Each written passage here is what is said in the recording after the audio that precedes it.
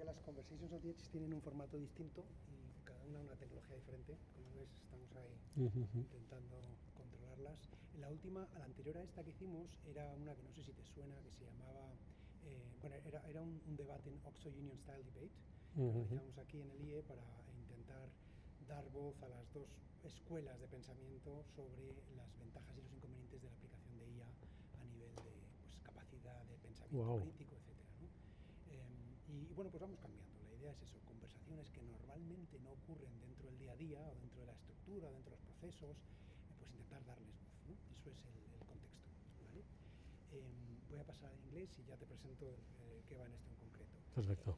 So one of the things that we are really concerned about at IE Edge Lab is the study of disruption. You know, what radical changes and what radical new paradigms might be affecting our activities, and understanding for our activities both the education and also the business related activities. So as we try to make sense of the massive challenges and opportunities that these new technologies, specifically AI, is bringing, we are forced to revisit the concept of the moat, the competitive advantage, the sustainable competitive advantage that the majority of the companies in the past have been relying heavily and based upon. So we understand now that these competitive advantage, these barriers of entry, are shifting rapidly. And we wanted to start this conversation precisely understanding what your professional context is and maybe proposing us one of those modes or competitive advantages that in the past made sense and maybe no longer do. So would you kindly introduce yourself and then let's start with this idea. Well, thank you very much. I'm really pleased to be part of these Conversations on the Edge. My name is Oyer, O-Y-E-R Corazon, and I am a professor and I am also a professional. In my professional side, I have this small consultancy with a triple bottom line. So we help companies, we help businesses to become better, sort of saying. And it's a consultancy based on design thinking methodologies and putting the user in the center. And that's more or less what I'm doing here at IE. I am teaching good services, which is a subject that I created from user-centered design. So I switched some things so it became something that it's that we believe that it's quite powerful, which is how can we make everything or a lot of things a good service. We might be talking about products as clothing or as many other products, or cars for sure, bicycles, etc. But also here at the IE, it's about how can we make learning and teaching a good service. So that's what's underneath everything that I'm trying to provoke here. Okay, and in that context, what would you say was one of the fundamental modes that was relevant and maybe no longer is so powerful? Well, I am no expert on the mode theory, but as far as I understand, and it's so difficult to make any predictions nowadays, but as far as I understand, all modes that rely on ownership, all modes that rely on patents, on copyrights, on businesses that believe that they own the clients, everything that relates with ownership, I don't know if it's going to disappear because video didn't kill the radio star. So most of disruptive innovations that we're facing nowadays are not ending with the other side. So it's not so much a mode that I think it's disappearing, but a mode that I wish would diminish. And why would you wish it to diminish? Well, first of all, because when you think about it, for example, knowledge. Knowledge used to be something that it was individual.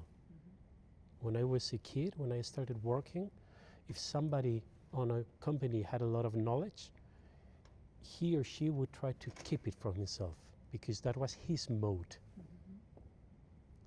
Nowadays, that's crazy because we have all learned that if I share my knowledge, I'm losing that advantage, but I'm gaining all the advantage of your knowledge, of everybody else's knowledge. So that's it all. It's becoming, at least I wish it's coming to the other modes that I think that are going to become, or I wish that are going to become incredibly powerful. Let's kill more modes before we jump into that. You talk about ownership, and you specifically mentioned the idea of the IP. And now I understand that with generative AI, you can design solutions, molecules, for instance, in the pharma industry, or even a logo or icon for another company. And because you're not the sole author of that design or molecule, and now assigning ownership becomes a problem. So I understand that maybe these idea of the traditional IP might need to be revisited. Have you faced any Absolutely, to that absolutely, and this is something that has been always bothering me a lot, because since I started designing logotypes like MAFRE, like Biblioteca Nacional, like Círculo de Bellas Artes, with my father, and it was clear that it was his ownership, and he was a designer, which was an incredible designer. But soon I faced this new reality in which we are not a designer, but we are a team. I do not believe that we are going to be creating nothing by ourselves anymore. And I for sure believe that none of our students, I'm going to be a bit dramatic here, none of our students are going to work alone in their future. So you think then that maybe the value of the new mode as we are painting it is more around the quality of the collaboration rather than in the quality of your own capabilities? Something like that. Absolutely. It's so clear that, I mean, think about the example that you put. We could create a logo, the three of us. Whose ownership is it? The three of us. We could be an agency, and we would be called whatever, and this is our logo. Fine. What happens when we do it with the design thinking methodology, in which we're involving users, we're doing research, we are the ones taking the decision, but at the same time, it's not ours anymore. And in the minute we mix AI within all this incredibly powerful and so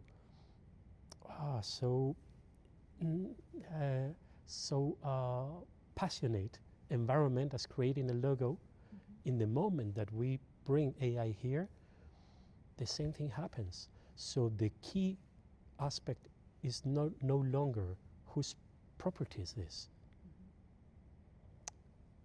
Especially some of the logos that my father designed in the 1980s that are still alive, like Cercanías or El Ayuntamiento de Alcobendas, which is a city nearby. It has kept alive because it was a great logo, but also because my father was so smart as to create a design thinking, a design champion inside each one of those companies. To maintain the relevance, right, of it. But I see a problem here. Probably your father, famous designer, was contracted precisely because of his credibility, the credentials that he brought, and those were cost substantial to the authorship. So now we are suggesting that it is no longer clear whether your father did design or not a specific logo. Now we have a problem. We have the problem of how do we assign ownership to that design. And basically the whole economy is based around the principle of assigning ownership to design or to a property or to a service or to a good, etc. So So I understand there we have a big trouble. So ownership might no longer be such a relevant mode. Can you think of anything else that might no longer make so much sense in the context of design or service design? Well, of course, ownership in the sense of information, but also ownership in the on the sense of having things, on having the property of things. If we think about it, I mean, everything as a service is becoming a very huge trend. There are now huge factories that are renting all their machinery. So it's not a matter of them being able, having all that property, having all those machines, but using them. I see. Mm-hmm. Can you now describe maybe how, what new modes in your area of activity do you think might be becoming a reality now that we embrace generative AI or agentic AI, etc.? It's not so much a new mode, because I mean, what I feel that it's going to be so powerful, it's the network effect mode. The only thing is that sorry, because I have a bit of asthma. So the only key thing here is that we have been, as designers, been talking about this mode for many years without knowing this mode. And the way we used to talk about this mode, and I clearly remember a talk that we gave, my father and me, within the context of Fulbright Association students. And it was the first time that we talked about user-powered services. User-powered, it's almost the same as network effect mode. Network effect mode, what it states is that it's clear, it's more clear when we're talking about services. The service becomes better as new people dive in. Facebook was, of course, the first example of that mode. It became so big, and it made the users create the content. That's why we were getting into Facebook, to see what you were talking about, not what Nike was talking about. So Facebook created such an incredible mode that even nowadays, that I bet that none of us use Facebook, it's still incredibly big. I'm talking about Facebook, not Meta or Instagram or anything. So this mode by which the service becomes better as we drive new people in, it's what we call the user-powered effect.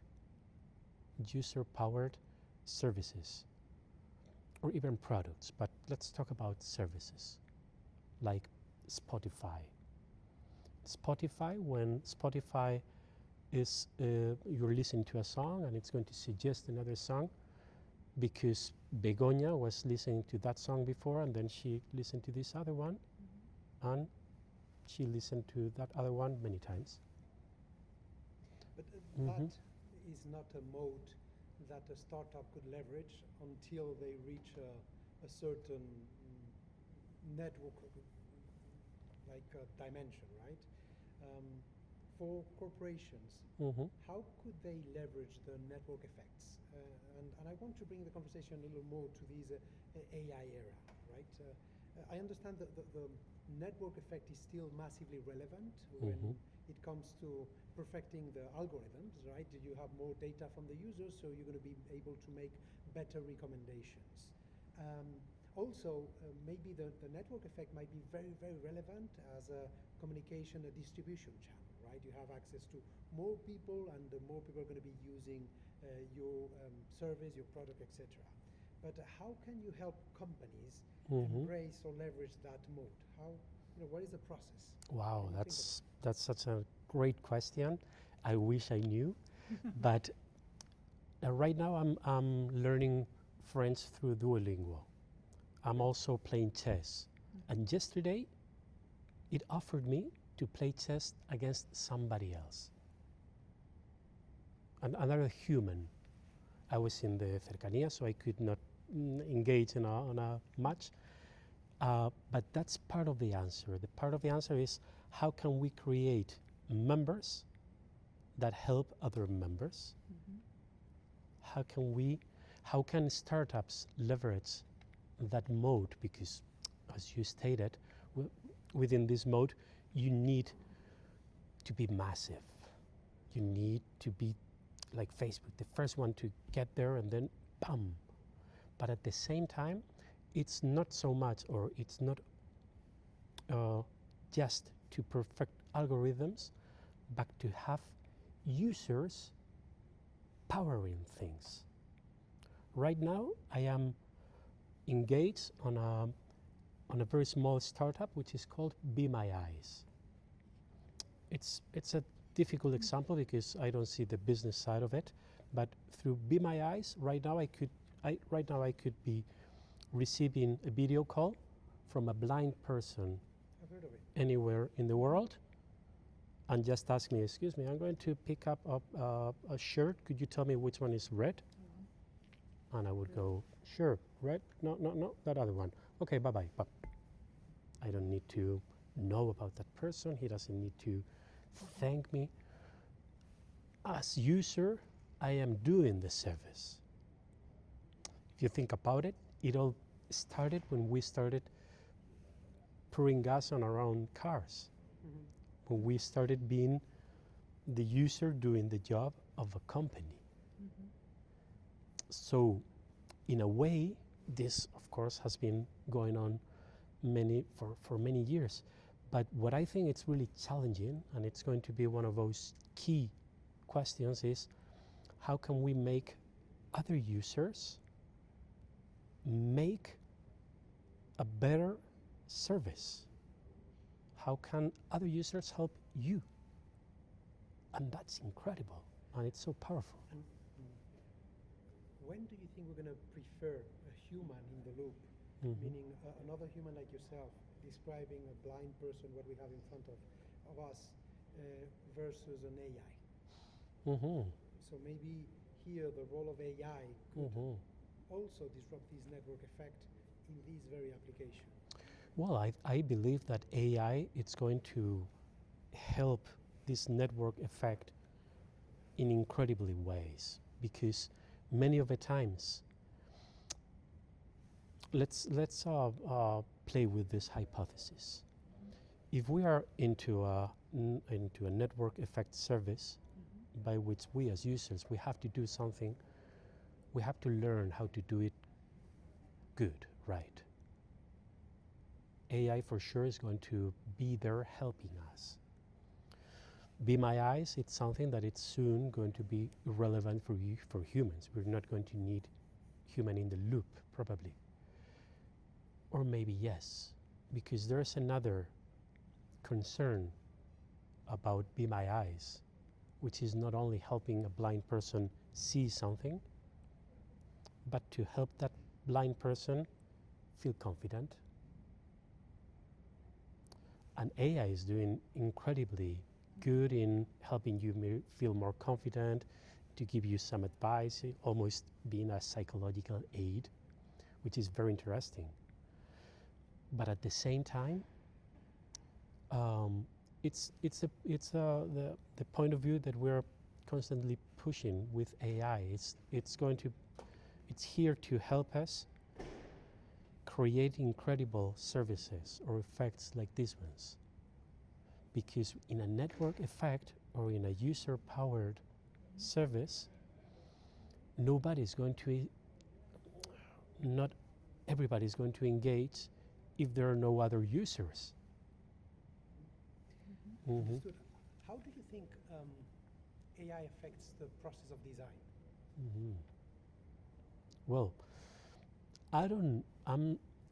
in very practical ways nowadays, creating rapid prototyping, brainstorming for sure.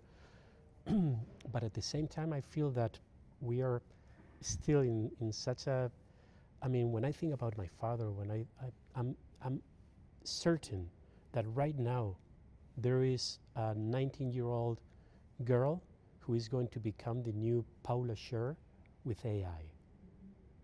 If my father or Paula Scher or any incredibly designer that we can think of, Stefan Sackmeister, Paul Rand, if any of those incredible designers would have had AI, what do you think they would have built? Yeah. For example, my experience around that, no? Around, in my case, students, no? Students, young students who are exploring right now their creativity, their ability to connect the dots in different manners, in different ways. And many of them are scared about how artificial intelligence might be substituting them, might be doing that for them, and in a way displacing them from a space to which they would love to belong. No? They would like to be the creative people, no?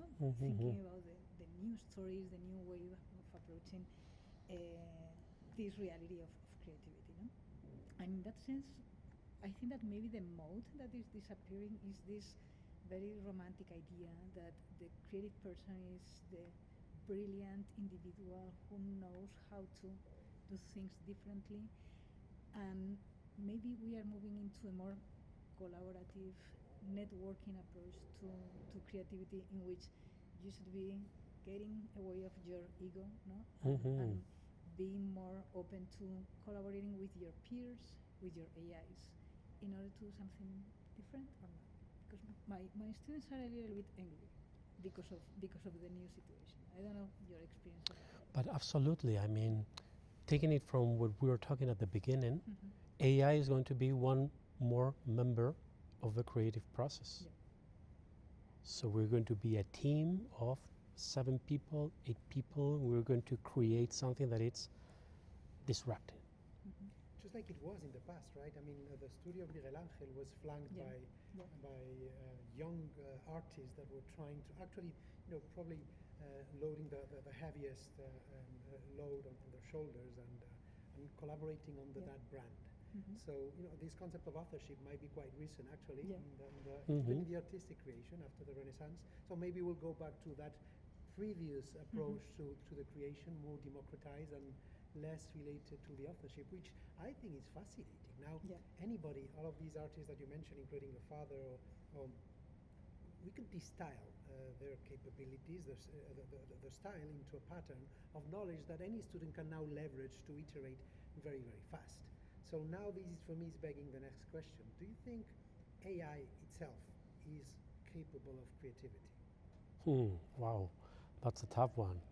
No, thank you for that. Yes and no. Of course, it can help in the creative process. Of course, it can. Let's think about it this way. AI is incredibly good as far as you give it a lot of information. In the creative process, you do not know what information is going to be relevant for a breakthrough solution. So you do not know what information you have to give AI. Why are we able to think out of the box? To give you a very clear example, my father, when he designed Cercanías, he was hired to design the logo. And the out-of-the-box thing that he did was to design a service in which he would decide the music that you would listen in Cercanías, how the trash cans should be, how the maps, what about the lighthouse.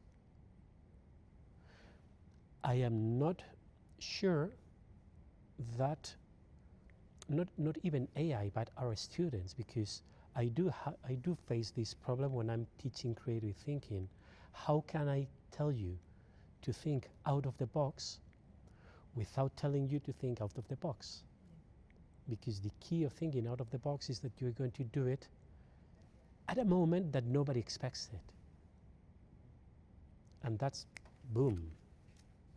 So I am not sure that AI, being as disciplined and as we would say here in Spain, bien mandada, Yeah. as they are, that they're able to confront and give us something that it's absolutely that kind of out of the box. I was reflecting on this topic not long ago and thinking that in general, for corporate adoption of artificial intelligence, we want to limit, to reduce the hallucinations. And I figured that maybe that was the wrong approach. I mean, we do want predictability when we are using generative AI. We want control, we want certainty, we want reproducibility, just like the characteristics that we want on new employees, right? We want to make sure that they stick within the boundaries.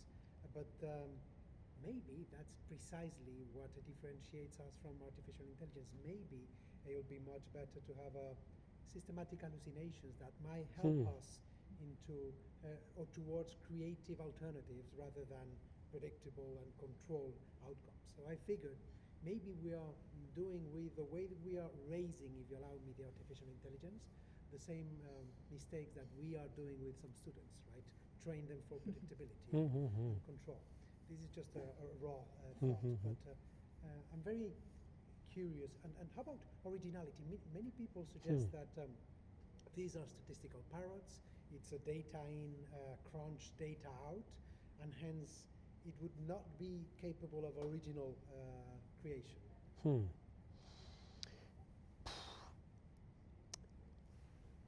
Okay, if we take it from a professional point of view, say designing, okay? I don't know if you remember Barcelona 1992, the Olympics, and Kobe, which was the idea from Xavier Mariscal. The key originality does not come from Mariscal. It comes from the client that dares to hire this very crazy designer to do something that it's going to absolutely put Barcelona in the spot in the design world. The originality does not come from the creation, but from the briefing. And that's what we were talking about before. I am not sure. Well, first of all, we are still so incredibly astonished by AI that we are not able to think out of the box of the AI that we know. But I'm pretty sure that people that are now 14 years old, when they become 19 years old, they would say, this AI, boom. But taking back on that, one of the key things about originality or creativity is to create the counter brief. It's to challenge what you're being asked to. And that's something that, at least nowadays, I don't see it yet on AI. Challenge the assumptions, the certainties. All right, that makes absolute sense. So if you had to suggest service design company to try to leverage a specific mode to looking towards the future, a future in which AI has fully been embraced, which one would it be? I mean, those are perspective and difficult questions. I wonder if you have maybe some idea or intuition that might throw some light our darkness. For sure, one of the most incredible companies that would embrace this is IE. It's here, it's this university. If you think about it, and I don't know if I'm jumping ahead of next question, but if we were able to have our students help other students become better, if we were able to help our students help us as teachers become better, that would be the ultimate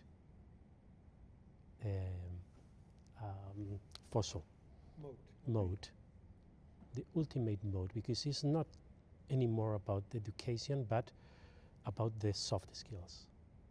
It's about how do we create, sort of saying, people, students, teachers that learn how to make other